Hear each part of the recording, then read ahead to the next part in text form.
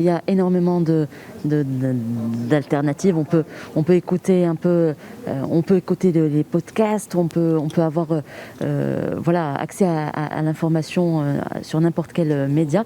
Mais je pense réellement que la radio a toute sa place en 2021 parce que voilà, ça reste le média qu'énormément de personnes voilà, on est habitué à ce média. Mon premier souvenir, c'était d'abord une émission avec la fac qu'on préparait pendant nos études, et ensuite c'était mon premier stage radio au Burkina Faso, c'était à Bobo Dioulasso, où j'ai eu beaucoup de responsabilités et j'ai pu tout de suite toucher à plein de choses, et dans un pays, le Burkina, où la radio est très écoutée.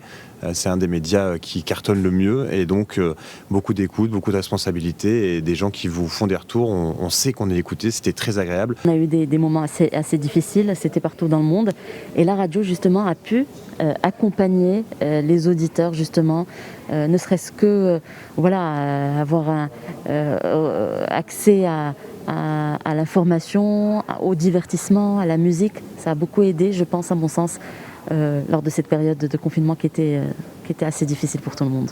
La radio, c'est la radio, hein. C'est pas comme la télé, mais tu peux entendre la radio partout.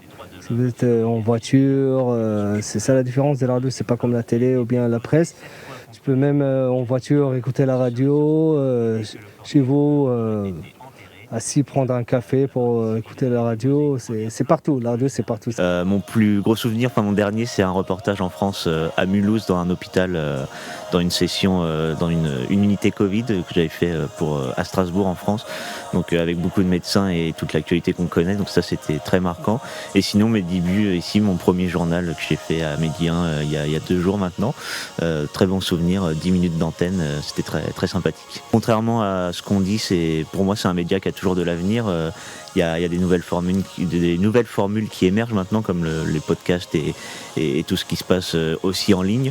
Et c'est un média qui a de l'avenir parce qu'on voit aussi que c'est ambivalent et que ça peut s'imbriquer avec la télévision. Donc n'hésitez pas à faire de la radio, on vous accueille avec plaisir.